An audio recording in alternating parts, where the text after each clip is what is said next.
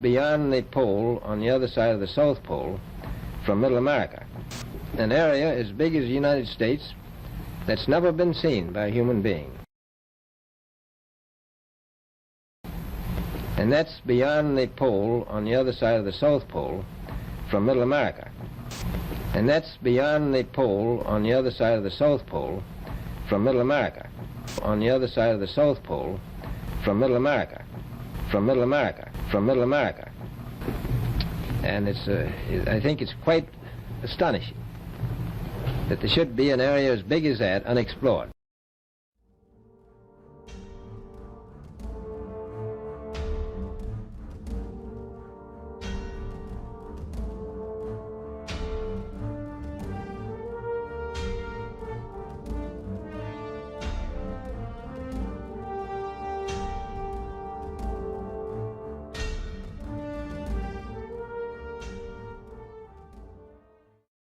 Leaked maps and documents allegedly obtained by the KGB, and if accurate, the Russians believe that a high-tech German faction did not surrender and not only escaped to Antarctica, but were responsible for many of the flying saucer sightings of the late 40s and early 1950s.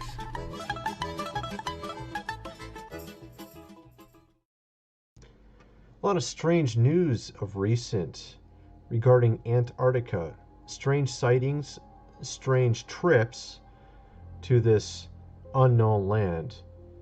This frozen tundra. We have John Kerry visiting it. We have the Russian Orthodox Church bishop visiting it after having a meeting with Pope Francis. The first time in over 1,000 years that the leader of the Catholic Church and the Russian Orthodox Church actually met. They both met in Cuba. Russian Orthodox Archbishop went and visited Antarctica. Also, during this trip, when John Kerry was going to go on November 13th, there was a famous mountain climber who had conquered Mount Everest, Sir Ranulph Fiennes, who wanted to go as well on November 13th to Antarctica, but he was denied. And this was the exact time in which John Kerry went. Why was he denied is the question. Why is it even Barack Obama recently went to Antarctica? And of course we also have these strange sightings of recent. And we have these strange sightings of recent within Antarctica. As you can see, 3 pyramids right here, sort of like the pyramids of Giza in Egypt. Very strange. You even have these smaller pyramids next to the larger. All found in Antarctica. This is a recent find. This is located not too far from England's official Antarctic base. Of course, then there's also some conspiracy with regards to these pyramids, that perhaps this is where maybe some of these dignitaries have been coming and visiting of recent, knowing that this was recently found. Of course, we know the past of Nazi Germany visiting the Antarctic, bringing in many ships, building some sort of secret base in Antarctica. And of course, we also have Operation High Jump with Admiral Byrd coming in, and we don't exactly know what occurred there, but shortly after, we have this Antarctic Treaty for which no one now can easily go to Antarctica, that it's banned that anybody can go there unless they have some sort of scientific reason to be there and they get approved. It's just kind of strange, right? You have all these strange things that all connect together. With the proliferation of new technology, such as Google Earth, where you can tap into various satellite imagery via the internet, you have a lot of people doing research, trying to find various strange phenomena in Antarctica and, of course, other places.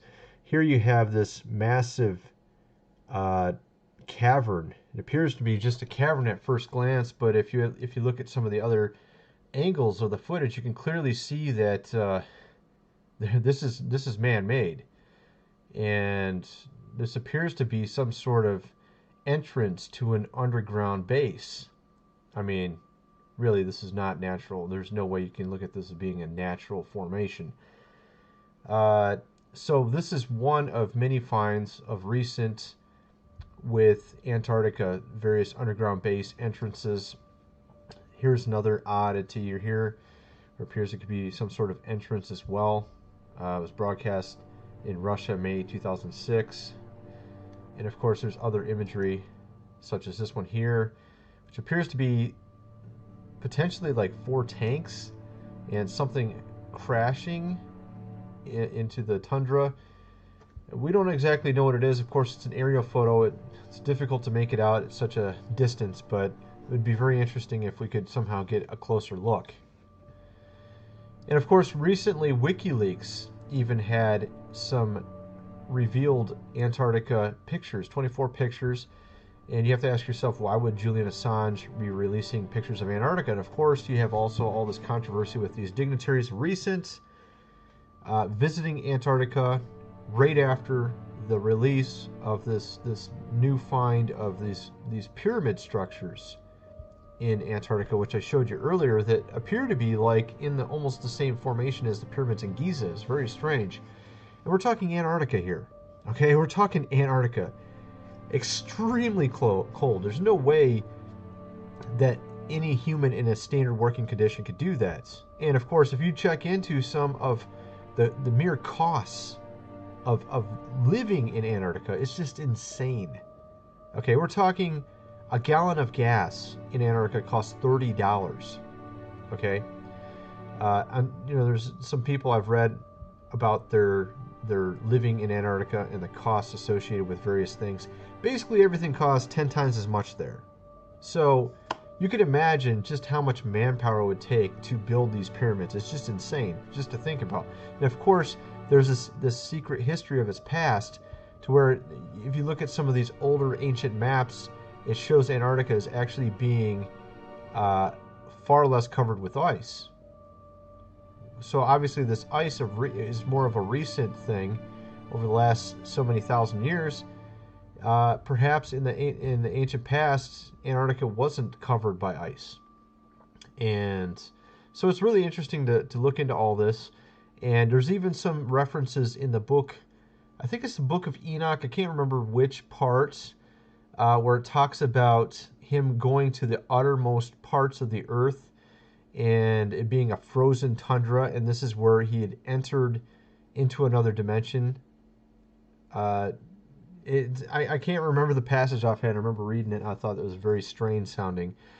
And it sort of correlates with some of what people have been saying about Antarctica being a gateway to potentially another dimension in certain places. And of course, we saw Admiral Byrd talk about the section of Antarctica below Central America as being completely uninhabited, never been seen by man. He was talking about past the pole. What's past the pole? Of course, if we assume heliocentrism, you're talking about, well, it's the other side of the Earth, right? What if it's not that? Okay, that's the question. What if it's not that? And are they hiding something? Okay, we're going to get into that next. Okay, 1773, on 30 January 1774, James Cook reaches 71 degrees 10 minutes south, farthest south, coming within 75 miles of the Antarctic mainland without seeing it. Okay, later reports said that during 3 voyages lasting 3 years and 8 days, Captain Cook and crew sailed a total of 60,000 miles along the Antarctic coastline, never once finding an inlet or path through or beyond the massive glacial wall. So the other question is, well, how come ships don't go off the sea if it's flat? How come ships don't fall off the edge? Well, here's why you don't fall off the edge. There's a 200 to 300 foot high wall that is the coastline of Antarctica. It's the border that Scripture says is keeping everything in. Nothing's going past that. But yet the Earth is 25,000 miles in circumference, allegedly. It took him 60,000 miles to circumnavigate Antarctica. This guy Shackleton goes down there on the, and I think I put this in my original blog. He goes down there on the name of the ship is the Nimrod.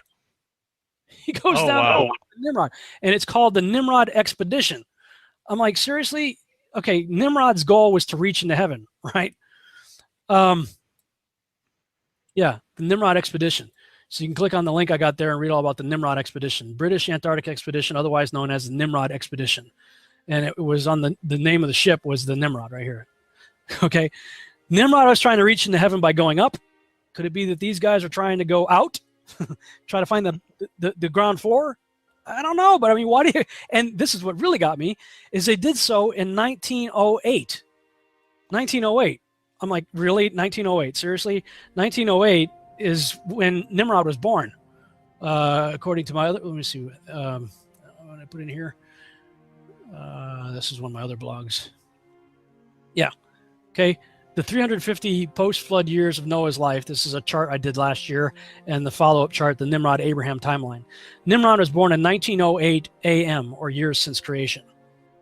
And then 1908, see, 1907 to 1909, well, that's 1908. Nimrod went to Antarctica.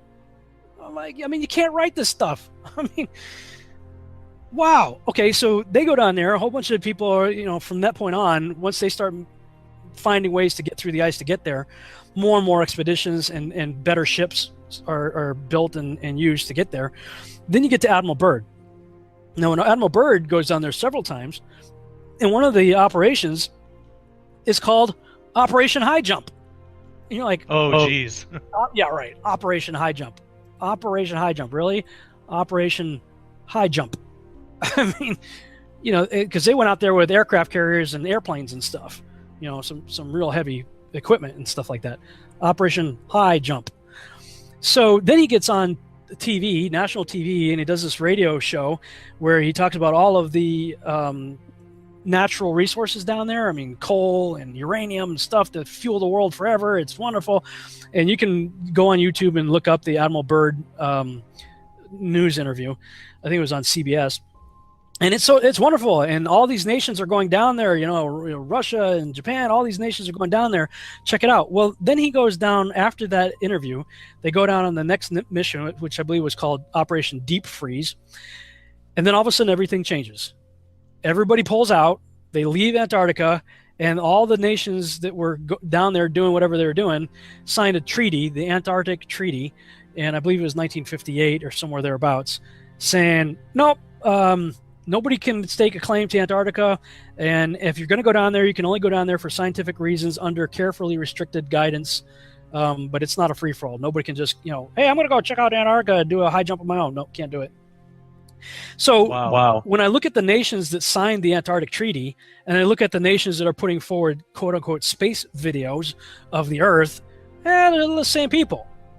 So if I was to put on my tinfoil hat and play the conspiratorial role here, there definitely appears to be some very suspicious things that took place. And then all of a sudden NASA is formed, and then simultaneously you have Russia and the United States doing high altitude nuclear bomb testing.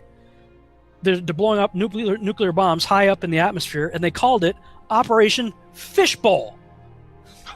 Oh, geez. I mean, you can't make this stuff up, man. I mean, they're calling it Operation Fishbowl. Okay? So, I mean, if they're trying to keep us from having conspiracy mindsets, they're really not helping out much with the names. The Nimrod mission goes down there, Operation High Jump, and we're going to all leave there because apparently we found something, and now we're going to start blowing things up high up in the atmosphere. And if you go on YouTube and do a search for Operation Fishbowl high altitude nuclear testing and watch the explosions that took place and how they look, I gotta tell you, man, it looks like they hit a dome, and it's almost as if they found the end of the Truman Show in Antarctica, and then they said, wonder how high this thing is, and started blowing off bombs. And then you're going to tell me that we went from Sputnik in 1958 to men standing on the moon in 1969. You're telling me in 11 years we went from ideas scribbled on napkins to putting men on the moon with technology less sophisticated than my iPhone. This might be sort of difficult to see what's going on here, but what I'm trying to show here is sort of what's going on with the circumference that Captain James Cook came up with and the circumference of the Earth, okay? The circumference of the Earth is about 25,000 miles, which is what we have here. This is represented as being 25,000 miles. The radius times 2 times pi equals the circumference. So we're talking about a proportion of the radius. So 25,000 miles circumference here. This one represents a 60,000 mile circumference. And this is based off just proportions. Okay, we're talking a radius of 9,549 miles. Clearly a lot more than 3,956, right? So at any rate, my point is that we're talking, more than double the size. So here's the picture of the Earth from space. There it is. Since you were a kid, you've seen this image. But you've never seen it from that point of view. You know what? We adopted this whole model like 400 or 500 years before the airplane. 400 years before the airplane, pretty much. It was like beginning of the 1900s. They went to the North Pole in the 1900s. This is 1482. Nobody went to the top of the globe, to the bottom, or flew up, or built a skyscraper until, it's funny, back in the 60s when they went to the moon, this is the first time we actually had like an instrument of flight to actually go high enough to actually fucking check out if what we agreed to 500 years ago was real. You see this here? What we're looking at right now appears to be the Earth and the Moon revolving around it. Now, I have to ask you a question. Do you think that this is just some fake virtual reality imagery, or do you think this is real photos that are just set in stills put in succession? Let's just look at it again here. Do you think that this is something someone made in virtual reality, or do you think these are real photos that are just put in succession? Okay, well, I showed my wife this, and she thought it was completely fake. And that was before I told her that this is NASA's latest photo. This is literally NASA's latest photos. They somehow, after 40 years of not taking any photos of the Earth from space with their, what was it, 10 to 13,000 satellites out there, they finally decided to take a photo of Earth. 40 years after the fact, after all the Apollo missions, they finally said, wow, we finally are able to clear out of space and we could just take a photo. Finally! 40 years after the fact, because it's so hard to take a photo when you got 13,000 satellites out in space. And this is what they gave us. Now, is it just me, or do they think we're stupid? Because that is the fakest thing I've ever seen in my life. I mean, seriously, give me a break. I think I could do a better job myself. I am not joking. I actually think I could.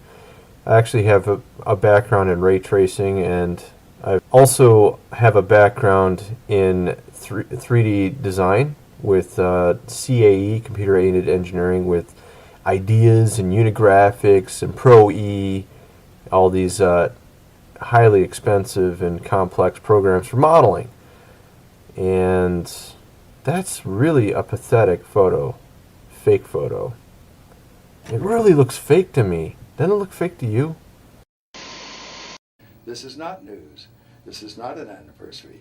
Well, actually it is. We found a very unique reel of footage that we have queued up to show you. Yeah. And it's from the mission. And to our knowledge, no one has ever seen it before. Mm. And it's 30 years old. And you want me to see this while you have me on camera? Well, and to tell us what it is. I mean, it's... Well, I don't know why I should do that. It's a very unique footage. It may be that I need to see it, and then we sit down and we talk about it. I think when you see the footage, you'll see that it's very extraordinary, one of a kind, Okay. behind the scenes type Yeah. of footage. Yeah. Well, if it is, why do you have access to something that no one else has seen before? Serendipity, I guess. And it was recorded on the 18th Of what? of July, 1969. Apollo 11, Houston, Goldstone says that the TV looks great. Over. Do you remember this?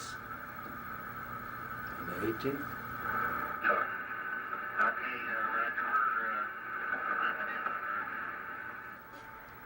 Hello, Apollo 11, Houston, Goldstone says that the TV looks great. Over.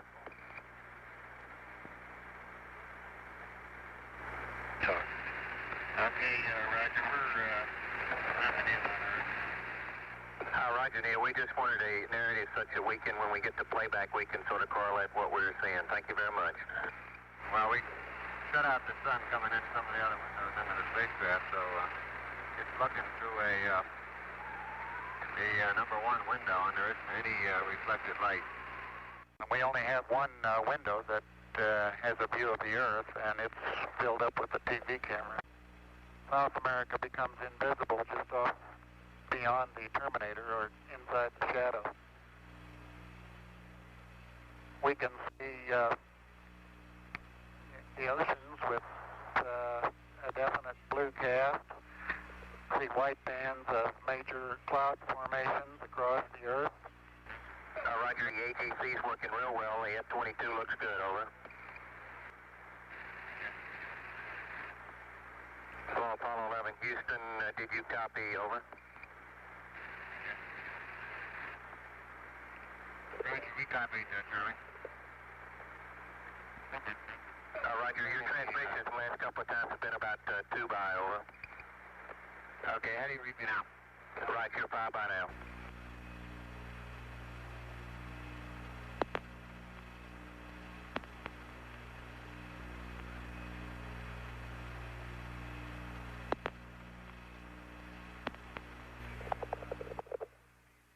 Coastline. Now we're coming in. Can't quite make out who that is.